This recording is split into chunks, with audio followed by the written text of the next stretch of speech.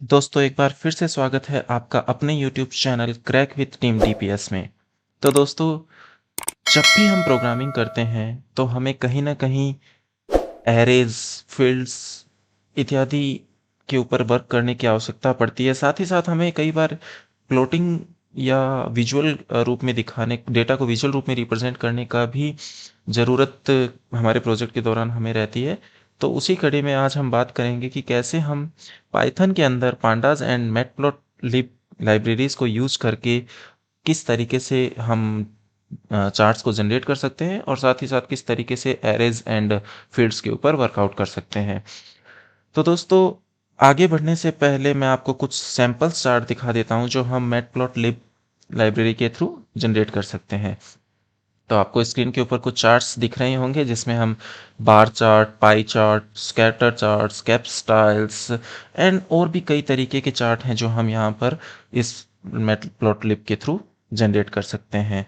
इनके अलावा भी कई तरह के चार्ट्स हैं जो हम जनरेट कर सकते हैं। उसका पूरा का पूरा व्यू, डीप नॉलेज आप इसकी जो ओरिजिनल वेबसाइट है matplotlib.org उस पर जाकर देख सकते हैं।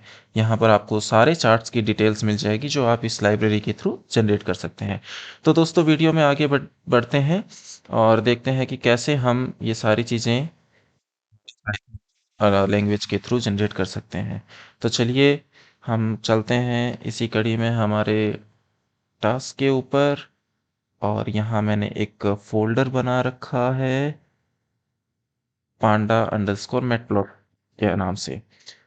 उससे पहले दोस्तों, अगर आपके सिस्टम के अंदर pandas and matplot library install नहीं है तो आपको कैसे इंस्टॉल करनी है वो भी मैं आपको बता देता हूँ। आपके सिस्टम के अंदर पाइथन इंस्टॉल होना चाहिए। फिर आपको एक सिंपल सा कमांड यहाँ लिखना है, pip इंस्टॉल पांडास। मेरे सिस्टम के अंदर ये ऑलरेडी इंस्टॉल्ड है तो मैं इसको इंस्टॉल नहीं कर रहा हूँ, लेकिन आप ये कमांड यहाँ पर लिख के और अगर एंटर प्रेस करेंगे तो यहाँ पे आपके सिस्टम के अंदर पांडास लाइब्रेरी इंस्टॉल हो जाएगी। इसी तरीके से आपको pip इंस्टॉल मैटप्लॉट लिब यहाँ पे लिख देना है और एंटर मार देना है, तो ये लाइब्रेरी भी आपके सिस्टम के अंदर इंस्टॉल हो जाएगी। ये दोनों लाइब्रेरीज आपको इंस्टॉल करने के बाद में सीधा अपने टास्क पर आना है। तो दोस्तों देखो, एरेज और फील्ड्स पे वर्क करने के लिए हमें कुछ डेटा की आवश्यकता रहेगी जिसके ऊपर हम वर्कआउट करेंगे। तो इसके लिए मैंने एक बहुत ही सिंपल यहाँ पे डेटा तैयार किया है, मैं आपको दिखा देता हूँ। ये देखिए, यहाँ पे मैंने एक कोविड का सैंपल लिया है जिसमें सबसे पहले मैंने कंट्री का नाम, मंथ, उसके बाद में death cases, recovered, total cases and active cases का डेटा यहाँ पर सैंपल के रूप में फिल आउट किया है। मैंने यहाँ पे 3 ही कंट्रीज को लिया है, इंडिया, ऑस्ट्रेलिया एंड यूएसए। 4 हमने यहाँ पे मंथ्स डिस्क्राइब किए हैं, January, February, March and April. And thereafter कुछ सैंपल डेटा हमने यहाँ पे डाल दिया है डेथ केसेस के लिए, रिकवर्ड के लिए, टोटल केसेस के लिए एंड एक्टिव केसेस के लिए। एक चीज़ आपने यहाँ पे नोट की होगी दोस्तों कि मैंने ऊपर किसी भी तरह का हेडिंग नहीं दिया है। वो क्यों नहीं दिया है इसके बारे में हम आगे बात करेंगे। तो ये है हमारा बेसिक डेटा जिसके ऊपर हम आज वर्क परफॉर्म करेंगे with the help of pandas library, and then after we will show the plots as well on this data using matplot library। तो दोस्तों आगे बढ़ते हैं। यहाँ पे हमें एक छोटी सी फाइल क्रिएट कर लेनी है। मैं उसका नाम दे रहा हूँ covid.py। और दोस्तों, मैं कोई खास टूल की यहाँ पे यूज़ नहीं लूँगा इसको रन करने के लिए। सिंपल सा जो आईडीएली आता है पाइथन फाइल्स को रन करने के लिए, उसका मैं यहाँ पे यूज़ कर रहा हूँ। कोई भी बड़ी आईडी मैं यहाँ पे यूज़ नहीं कर रहा हूँ। तो बहुत ही सिंपल तरीके से, बेसिक तरीके से हम यहाँ पे कैसे काम कर सकते हैं वो हम आपको दिखा रहे हैं। हम जाएंगे हमारे फोल्डर के अंदर जहाँ पे हमने उसको क्रिएट किया है और सिंपल साइज फाइल को मैंने आईडीएली के थ्रू यहाँ पे ओपन कर लिया। तो दोस्तों, सबसे पहले हमें क्या काम करना है कि हमारी दोनों लाइब्रेरी जो हमने इंस्टॉल की हैं उसको हमारे इस फाइल के अंदर इंपोर्ट कर लेना है। इंपोर्ट पांडाज एज पांडा। हमने पांडाज लाइब्रेरी का यूज़ किया था तो वहाँ से हमने एक वेरिएबल पांडा के रूप में इसको इंस्टॉल कर लिया है। इसी तरीके से हम इंपोर्ट करेंगे हमारी मैटप्लॉटलिब को, matplotlib dot py plot as plt। दोस्तों कुछ भी नाम आप यहाँ पे वेरिएबल्स का दे सकते हैं। मैं यहाँ पे PLT दे रहा हूँ क्योंकि जनरल वे में हम प्लॉट को शॉर्ट फॉर्म में लिख देते हैं। प्लॉट क्यों नहीं लिखते हैं उसके पीछे भी एक रीज़न है, क्योंकि इसका खुद का एक मेथड है डॉट प्लॉट करके, तो कई बार वहाँ पे थोड़ा कंफ्यूजिंग आ जाता है डेवलपर्स को, तो इसलिए हम इसको प्लॉट पूरा ना लिख के PLT लिख रहे हैं। आप कुछ भी नाम यहाँ पे रख सकते हैं। इसके बाद में दोस्तों हमें क्या करना है कि हमारा जो डेटा है, यहाँ पे डेटा फाइल हमने जो CSV बनाई है, उसको हमें यहाँ पे हमारे कोड के अंदर रीड करना है यूजिंग पांडास लाइब्रेरी। तो हम इसको एक वेरिएबल में ले लेते हैं। कोविड डेटा नाम का हमने एक वेरिएबल बना लिया। तो देखो दोस्तों, हम इसको रीड कैसे करेंगे, एक फंक्शन है हमारा रीड CSV करके, उस फंक्शन का हम यहाँ पे यूज करेंगे रीड अंडरस्कोर CSV। यहाँ पे हमें दो पैरामीटर पास करने हैं। पहला हमारी फाइल का नाम, तो हमारी फाइल का नाम है Covid underscore data dot CSV। दूसरा हमें यहाँ पे डिलिमीटर देना है कि हमारा जो डेटा है वो किस डिलिमीटर के थ्रू यहाँ पे डिलिमिट हो रखा है। तो हमने वहाँ पे टैब का यूज कर रखा है, तो हम यहाँ इसको रेजेक्स फॉर्म में लिख देंगे \s प्लस। इसका मतलब होता है दोस्तों कि बहुत सारे स्पेसेस एक साथ। तो अब मैंने यहाँ पे टैब का यूज किया है तो इस रेजेक्स का यूज किया। अगर आपने यहाँ पे कॉमा का यूज किया होता तो आप सिंपल सा कॉमा लिख दो, स्पेस का यूज किया था तो स्पेस लिख दो, लेकिन मैंने टैब का यूज लिया था तो मैंने ये मल्टीपल स्पेसेस का रेजेक्स यहाँ पे लिख दिया है।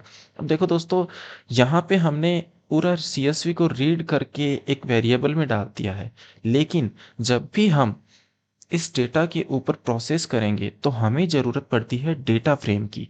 तो बहुत ही अच्छा तरीका है कि आप जब भी कोई CSV फाइल या इस तरीके का डेटा आप रीड करो तो उसको एक डेटा फ्रेम के अंदर डाल दो। उसके लिए हमारे पास में मेथड है पांडा डॉट डेटा फ्रेम करके। तो मैंने जो भी हमारा डेटा CSV फाइल से रीड किया था उसको डेटा फ्रेम के अंदर कोविड डेटा नाम के वेरिएबल के अंदर ले लिया है। तो ये एक लाइन का कोड था हमारा इस फाइल से डेटा को रीड करने का।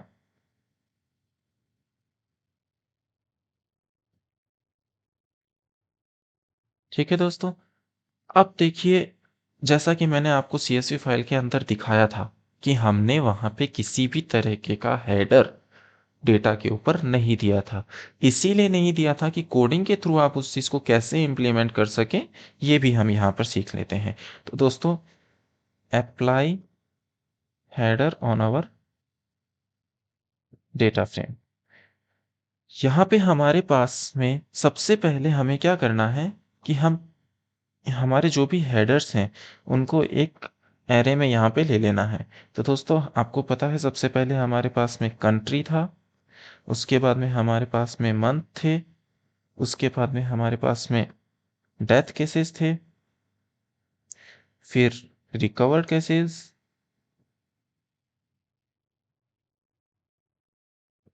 There after total cases, there after हमारे पास में थे एक्टिव केसेस। तो ये हमारे पास में हेडर्स था जिसको हमने एक एरे फॉर्म में यहाँ पे ले लिया है। और जब भी हम इसको अप्लाई करेंगे तो हमारे पास में एक कॉलम्स नाम से इसका एक एट्रीब्यूट है, उसमें हम इसको अप्लाई कर देंगे। तो जैसे ही आप इसको अप्लाई करोगे ये वहाँ पे आपके डेटा फ्रेम के साथ में अटैच हो जाएगा, और अब जो भी आपने वहाँ पे रीड किया था इस डेटा फ्रेम में उनके ऊपर ये हेडर सेट हो गए हैं। तो दोस्तों, ये वर्क किया है या नहीं, इसको देखने के लिए हम एक नॉर्मल सा इसका एक हेड फंक्शन है डेटा फ्रेम का, उसको हम यहाँ पे अप्लाई करके देख लेते हैं। तो ये कुछ रोज यानी 5 रोज टॉप की जो है वो हमें यहाँ पे प्रिंट करके दिखा देगा अगर हमारे यहाँ पे headers and reading successfully run हो गई है तो। सॉरी, ओके, हमने यहाँ पे एक मिस स्पेल कर दिया, py फ्लोट नहीं लिखा। तो देखिए दोस्तों, जो भी डेटा हमारे पास में वहां पे था वो इसने यहाँ पे रीड कर लिया। जैसा कि मैंने आपको कहा था कि टॉप की 5 रोज ही ये हमें यहाँ पे दिखाएगा हेड के साथ में, तो ये सारी टॉप 5 रोज इसने यहाँ दिखा दी हैं। अब अगर आपको पूरा का पूरा प्रिंट आउट करना है तो आप हेड को हटा दीजिए, ये आपको जितना भी इसके अंदर है पूरा यहाँ पे प्रिंट आउट करके दिखा देगा। तो ये सारा डेटा आपके पास में रिप्रेजेंट हो जाएगा। तो यहाँ तक का वर्क हमारा सक्सेसफुली हो गया है। अभी तक हमने सिर्फ पांडा लाइब्रेरी का यूज़ किया है। सबसे पहला CSV फाइल को रीड करने के लिए, दूसरा उसको डेटा फ्रेम में सेट करने के लिए, और तीसरा उस डेटा फ्रेम के ऊपर हेडर्स को अप्लाई करने के लिए। अब दोस्तों अगर देखो मुझे फ़िल्टर आउट करना हो इस पूरे डेटा फ्रेम को कि भाई मुझे तो सिर्फ वही डेथ केसेस चाहिए जो 50 से ज़्यादा हो, यानी एक मंथ में जहाँ पे 50 से ज़्यादा डेथ्स हुई हैं, तो वो अगर मुझे यहाँ पे दिखाना हो तो मैं यहाँ दिखाता हूँ डेथ्स मोर देन 50 नाम का एक वेरिएबल मैंने यहाँ पे ले लिया। उसके लिए मुझे क्या करना है कि इस डेटा फ्रेम में से मुझे फ़िल्टर आउट करना है किसको, कोविड अंडरस्कोर डेटा का डेथ केस को। हमने उसका नाम दे रखा है डेथ केसेस। अब यहाँ क्या लिखना है, अगर वो 50 से ज़्यादा हो तो ये जैसे ही हम अप्लाई करेंगे तो वो इस variable deaths underscore more than underscore 50 variable के अंदर हमारा सेट हो गया है। और ये वर्क किया या नहीं इसको चेक करने के लिए हम इसको प्रिंट करके देख लेते हैं। तो ये देखिए दोस्तों, जितने भी वेरिएबल्स सॉरी केसेस जो हमारे पास में था जहाँ पे हमारे डेथ केसेस 50 से ज़्यादा थे वो सारे यहाँ आपके पास में आ चुके हैं। इंडिया के अंदर फरवरी के अंदर जो थी डेथ केसेस, ऑस्ट्रेलिया के अंदर जनवरी, ऑस्ट्रेलिया अप्रैल, यूएसए के अंदर चारों मंथ्स के अंदर, इस तरीके से जो भी डेथ केसेस थी जो 50 से ज़्यादा थी वो हमारे पास में आ गई हैं। 7 रोज यहाँ पे टोटल सेलेक्ट होके आई हैं। अगर मैं यहाँ सेट कर दूँ कि मुझे तो 500 से ज़्यादा जो रोज डेथ केसेस हुई हैं वो डेटा दिखाना है, तो आप वो भी यहाँ पे अप्लाई कर सकते हैं। तो देखिए दोस्तों, कोई भी यहाँ पे हमारे पास में ऐसा नहीं है एम्प्टी डेटा फ्रेम हमें रिप्रेजेंट हुआ है। अगर हम यहाँ पे लिखते हैं कि 250 से ज़्यादा, तो ये डिफरेंट डिफरेंट स्टाइल के आप यहाँ पे अप्लाई कर सकते हो। ये देखिए दो यहाँ पे हमें रो मिली हैं जहाँ पे डेथ केसेस 250 से ज़्यादा थी। इसी तरीके से अगर आप यहाँ पे लिख दो कि नहीं मुझे तो वही डेटा चाहिए जो रिप्रेजेंट करता हो यूएसए को, तो आप दूसरे कॉलम के ऊपर भी इसको अप्लाई कर सकते हैं। यूएसए का पूरा डेटा यहाँ पे आपको मिल जाएगा। तो ये है फ़िल्टर आउट करने का तरीका using the help of Panda library. अब हम बढ़ते हैं हमारे मैटप्लॉट लाइब्रेरी के अंदर और कुछ बेसिक एग्जांपल्स के थ्रू देखते हैं कि डिफरेंट डिफरेंट टाइप के हम प्लॉट किस तरीके से यहाँ पे जनरेट कर सकते हैं। तो दोस्तों, इंपोर्ट हमने यहाँ पे पहले ही कर लिया है। अब हम बेसिक प्लॉट कैसे जनरेट कर सकते हैं वो आपको दिखाता हूँ मैं।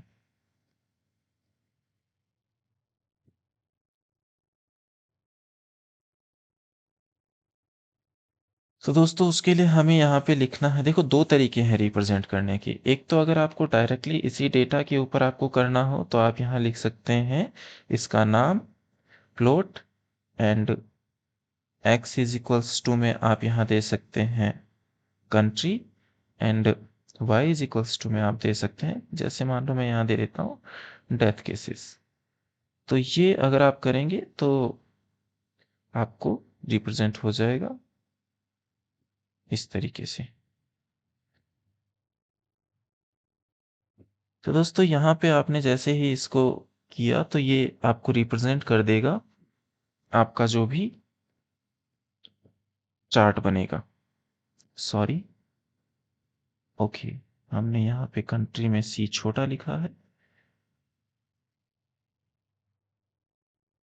ये देखो दोस्तों, तो जो भी कंट्रीज थी वहां पे जो भी डेथ केसेस था उसके बीच में एक सिंपल सा लाइन चार्ट आपको इसने जनरेट करके दिखा दिया। तो ये था पहला तरीका जिसके थ्रू आप ऐसा कर सकते हैं। दूसरा तरीका दोस्तों आपका बहुत ही आसान है। उसमें आपको क्या करना है कि आप इसका यूज करेंगे plt.plot के अंदर। आप यहाँ पे इसका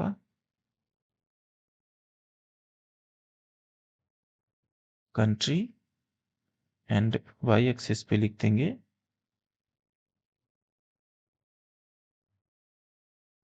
इसका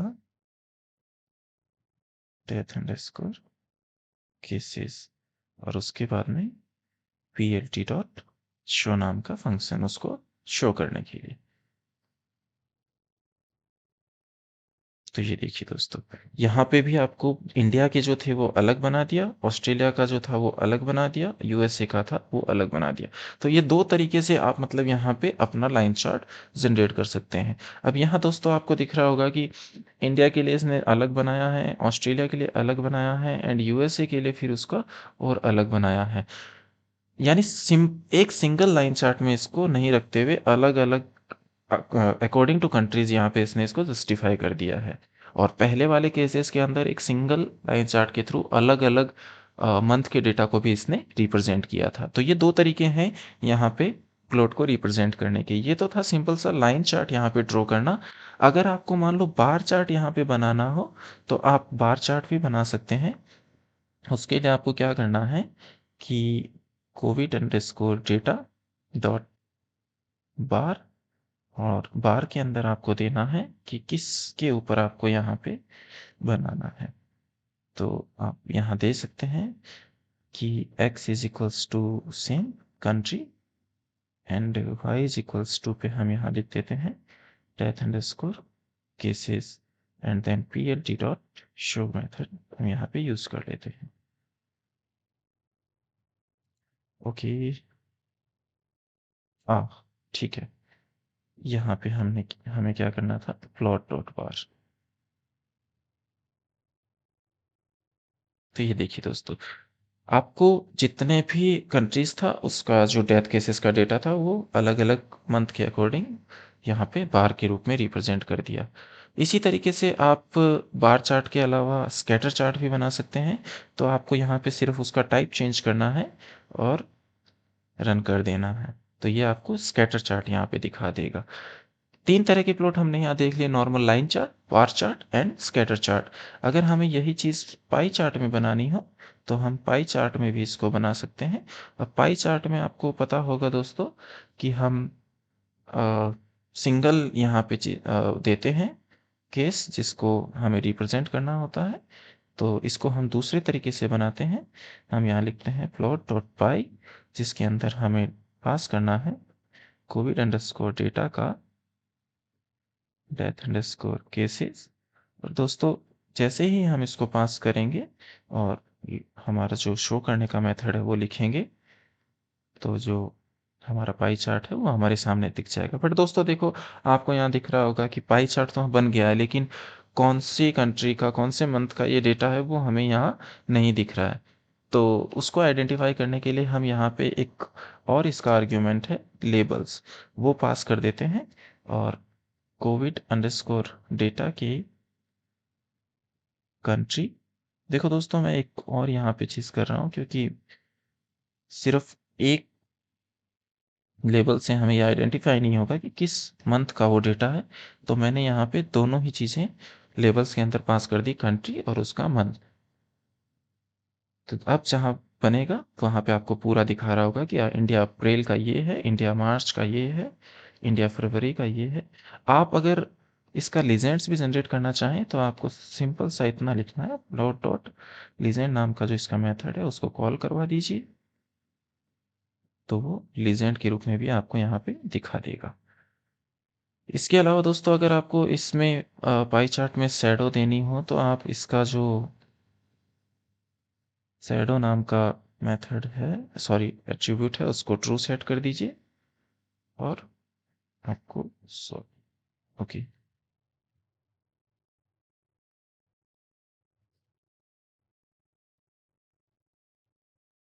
ये देखिए, तो आपको चार्ट के साथ में कुछ शैडो भी दिख जाएगा।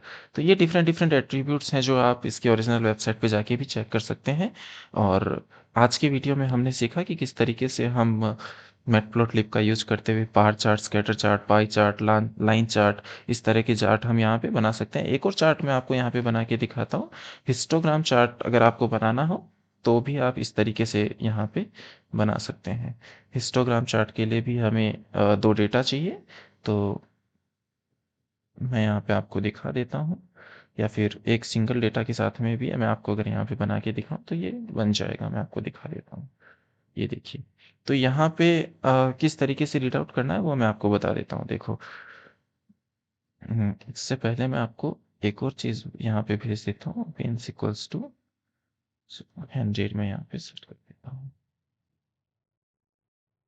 तो ये देखो दोस्तों, यहाँ पे आपको अब इसको रीड कैसे करना है, देखो 50 जो था, 50 डेथ केसेस हैं वो 2 टाइम्स यहाँ पे आई हैं। उससे कम यहाँ पे 20 जो केसेस थी वो भी 2 टाइम्स हैं। 55 जो डेथ केसेस हैं वो सिंगल टाइम है। 100 2 टाइम्स, देन देयर आफ्टर 120 जो है वो 1 टाइम।